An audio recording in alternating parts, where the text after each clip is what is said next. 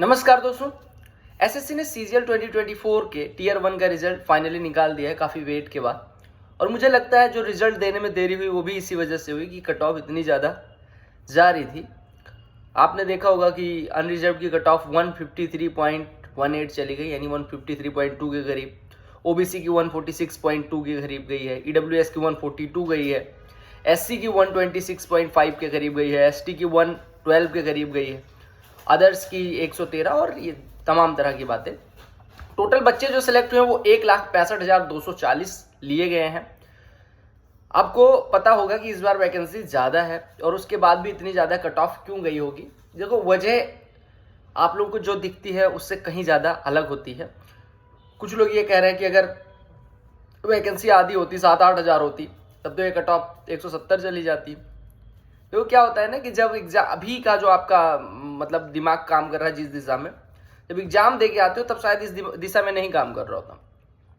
हर आदमी इतना स्वार्थी हो चुका है कि जब एसएससी ने बता दिया 50 बार कि भैया एक काम करो कि एनालिसिस बंद कर दो, क्योंकि इतने ज़्यादा बच्चों को एग्जाम करवाना है, उनको इतने ज़्यादा बच्चे, कई टीयर में एग्जाम होता है और उसके बाद कई शिफ्ट में एग्जाम होता है। वो कहती भैया हमें बहुत ज़्यादा बच्चों का एग्जाम करवाना है तो आप लोग एनालिसिस ना करो। लेकिन जिनका पहले दिन होता है वो सपोर्ट में आ जाते हैं कि हाँ भाई एनालिसिस नहीं होनी चाहिए। लेकिन जिसका दूसरे दिन होता है, तीसरे दिन होता है, चौथे दिन होता है, उनको लगता है ना कि सर जी, वो टीचर से, यूट्यूबर से रिक्वेस्ट करते रहते हैं कि भैया एनालिसिस करवा दो। और यूट्यूबर्स को भी मिलते हैं व्यूज, क्योंकि सबसे ज़्यादा व्यूज एनालिसिस पे जाता है। तो लोग एनालिसिस धनाधन करते रहते हैं।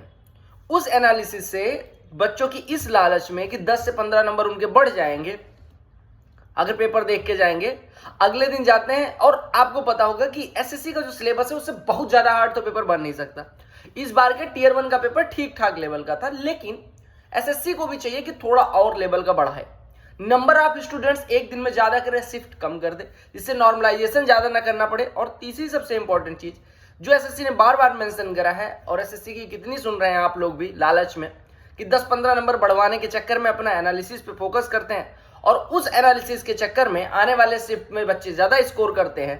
और ज़्यादा स्कोर जिनको लगता है कि नहीं करते हैं, वो कट ऑफ देख के आइडिया लग सकते हैं। अगर आपके प्री की कट ऑफ 153.2 गई है जनरल की, तो इसमें 90% योगदान एनालिसिस का है। अब लोग कहेंगे पीछे सालों में एनालिसिस नहीं था, पीछे सालों में भी एनालिसिस था, लेकिन जैसे जैसे दिन बढ़ते जा रहे हैं ना, यूट्यूब और ये जो अपने आप देख रहे होंगे यूट्यूब पे सब्सक्राइबर लोगों के बढ़ते जा रहे हैं, ये क्यों?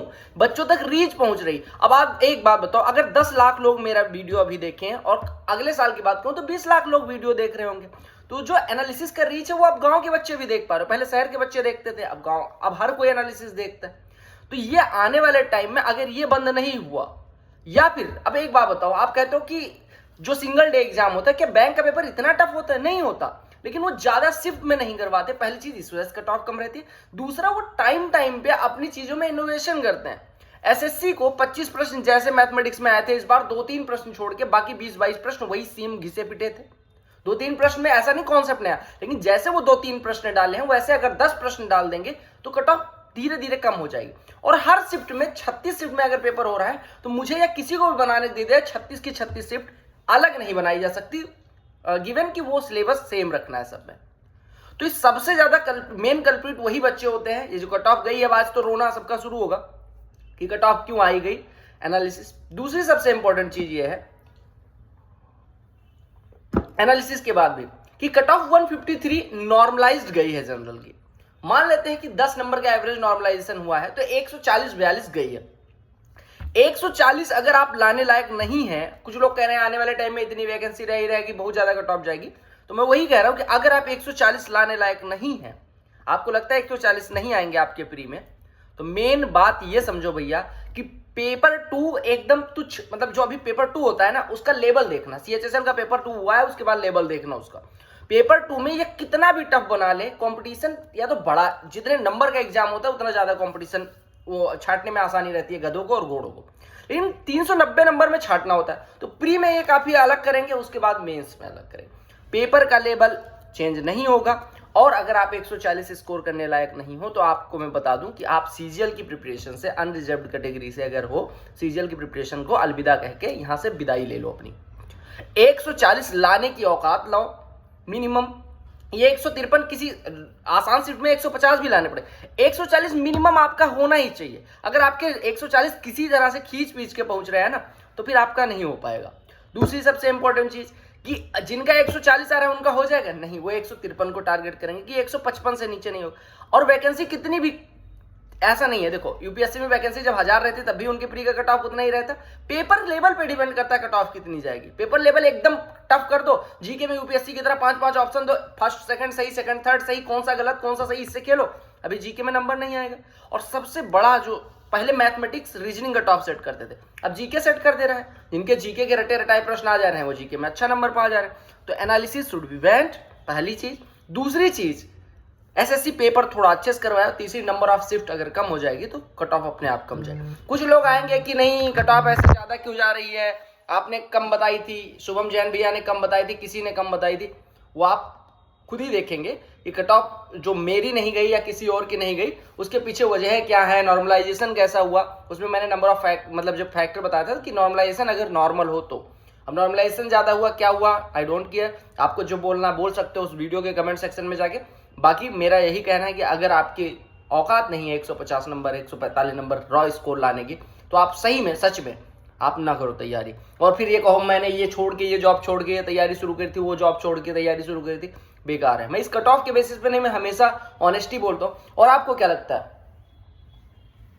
ये जो 1,65,240 लोग सेलेक्ट हुए हैं इनके लिए कट ऑफ हाई नहीं गई? तो कट ऑफ तो सबके लिए हाई जाएगी भाई। कंपटीशन दिनों दिन बढ़ रहा है, पेपर लेवल बढ़ नहीं रहा। एनालिसिस आपको चाहिए ही चाहिए कि गुरुजी करवा दो एनालिसिस और लो। तब तो आप सपोर्ट करते हो, नहीं नहीं मैं तो अपने टीचर को सपोर्ट करूंगा, करो, आज भी करना चाहिए आपको एनालिसिस वाले टीचर्स को सपोर्ट। और पढ़ाई पे नहीं, रील देखो, मोटिवेट होते रहो। पढ़ाई जो करेंगे वो 1,65,000 अलग होंगे, अभी मेंस में ये भी छटेंगे, वैकेंसी बराबर ही रह जाएंगे।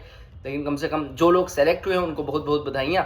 मेंस के लिए लग जाओ, मेंस में प्रीवियस ईयर के सिवा फिर से मैं कह रहा हूँ कुछ ना करना, कोई भी एनालिसिस वगैरह ना हो। कोशिश करना कि एनालिसिस को सपोर्ट ना करो। और आने वाले टाइम में अगर आपको लगता है सीजीएल ही करना है तो मेहनत करो, मेहनत के सिवा ये आरआर करने से कोई फ़ायदा नहीं होगा। ठीक है, मानता हूँ थोड़ी बातें मेरी अभी बुरी लगेंगी, बट हाँ ये चीज़ें बाद में समझ में आएंगी। चलो मिलते हैं। बाकी मेंस के लिए प्रीवियस ईयर ओरिएंटेड तैयारी करो। अपने चैनल पे कंटेंट अवेलेबल है, सीजीएल का टीयर 1 का सब कुछ प्लेलिस्ट अवेलेबल है। मैं कुछ नहीं डाल पाऊँगा, ठीक है, क्योंकि मैं बहुत सारे कामों में बिजी हूँ। और आप लोग अपने हिसाब से तैयारी कर सकते हैं, बट प्रीवियस ईयर ओरिएंटेड ही करना। Bye bye, take care, love you all. जो लोग सेलेक्ट हुए उनको कांग्रेस, जो लोग अभी ये 1-2 नंबर से नहीं हो पाया उनके लिए मैं कहूँगा अगर आप में पोटेंशियल, आपको लगता है आपके पास टाइम है, पोटेंशियल तो है ही, तो मेहनत करके कर सकते हो। अदरवाइज अगर गिव अप करना चाहते हो तो कर सकते हो, कोई ऐसा नहीं कि एसएससी ही करोगे तभी आगे बढ़ोगे। There are so many things to be done. और जिससे पैसे कमाए जा सकते हैं, जिससे रेपुटेशन मिलती है, वो आपकी चॉइस हो सकती है। Bye bye.